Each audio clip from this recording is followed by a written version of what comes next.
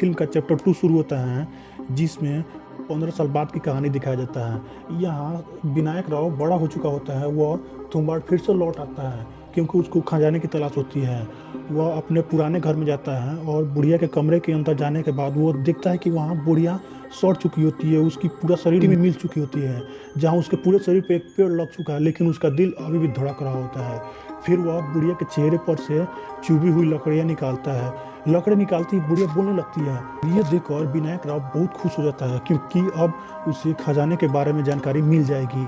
फिर विनायक राव बुढ़िया से खजाने के बारे में पूछता है और बुढ़िया बोलती है कि तुम वादा करो कि तुम मुझे जला दोगे, क्योंकि मुझे इस शराब से जलने के बाद ही आज़ादी मिल सकती है।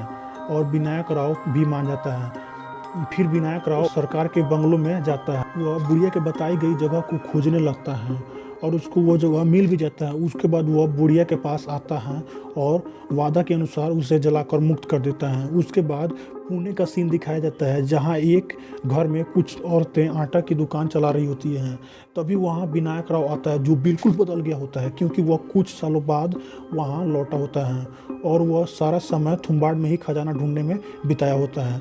यहाँ पता चलता है कि विनायक राव की एक पत्नी भी होती है। वह अपनी पत्नी पर गुस्सा होता है क्योंकि उसकी पत्नी दुकान चला रही होती है, जो यह विनायक राव को बिल्कुल पसंद नहीं होता है। उसकी पत्नी भी बहुत हैरान होती है क्योंकि सबको लग रहा होता है कि विनायक राव मर चुका होता है और विनायक राव अपनी पत्नी से लड़ने लगता है। वे दोनों लड़ते लड़ते एक दूसरे को प्यार करने लगते हैं। उसके बाद फिर विनायक राव का सीन दिखाया जाता है, जो एक साहूकार के पास आता है जिससे वह कर्जा लिया होता है। साहूकार उसे बताता है उसका टोटल कर्ज 62 रुपये हो चुका होता है, जो उस समय ज़्यादा होता है। साहूकार विनायक राव को बोलता है कि तुम मेरे यहाँ 3 महीने काम कर लो और सारा कर्ज मैं माफ़ कर दूंगा। तभी विनायक राव बोलता है कि उसके पास एक सोने की मुद्रा है और वह साहूकार को खरीदने के लिए बोलता है। और यह मुद्रा वही होता है जो विनायक राव थुम्बाड़ से लाया होता है। साहूकार उससे पूछता है कि यह चोरी का तो नहीं है, लेकिन विनायक राव यहाँ झूठ बोलता है क्योंकि वह मुद्रा वो थुम्बाड़ से लाया होता है और वह बताता है कि यह मुद्रा उसकी खानदानी है। और इसके बाद फिर से थुम्बाड़ का सीन दिखाया जाता है, जहां विनायक राव खजाना लेने के लिए आया होता है।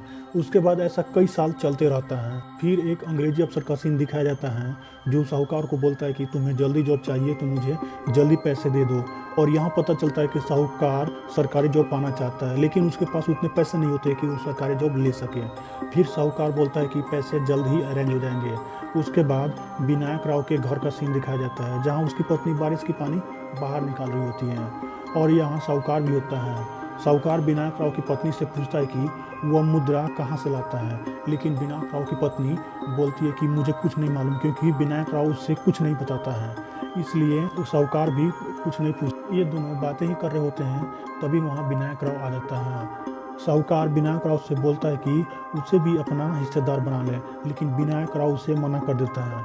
फिर साहूकार विनायक राव को सलाह देता है कि वह एक बाइक ले ले।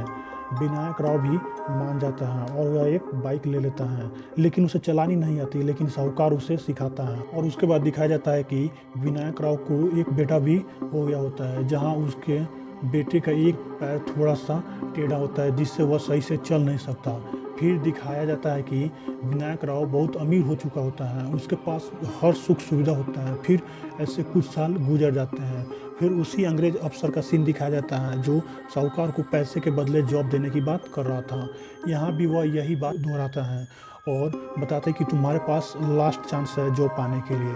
फिर साहूकार बिना कुछ बोले वहाँ से चल देता है। फिर वही साहूकार का सीन दिखाया जाता है, जो अपने साथ एक लड़की विनायक राव के पास लाता है। विनायक राव की पत्नी इस लड़की के बारे में पूछती है, लेकिन विनायक राव अपनी पत्नी से झूठ बोल देता है कि यह एक नौकर है, क्योंकि विनायक राव इस लड़की को इसलिए बुलवाया होता है ताकि वह उसके साथ संबंध बना सके।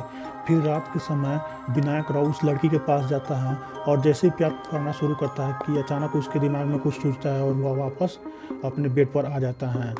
उसके बाद थुम्बाड़ का सीन दिखाया जाता है, जो वही पुरानी बंगलो होती है, जहाँ साहूकार भी आ गया होता है, जहाँ वह विनायक राव का पीछा कर रहा होता है, जिससे उसको भी खजाने का राज पता चल सके। लेकिन यहाँ विनायक राव भी साहूकार को देख लेता है, लेकिन वह कुछ नहीं बोलता। साहूकार पीछा करते करते उस कुएं के पास पहुँच जाता है। अंदर जाने का रास्ता होता है। साहूकार अंदर जाता है और उसे गुफा भी मिल जाता है। वह गुफा का दरवाज़ा खोलकर अंदर जाता है। यह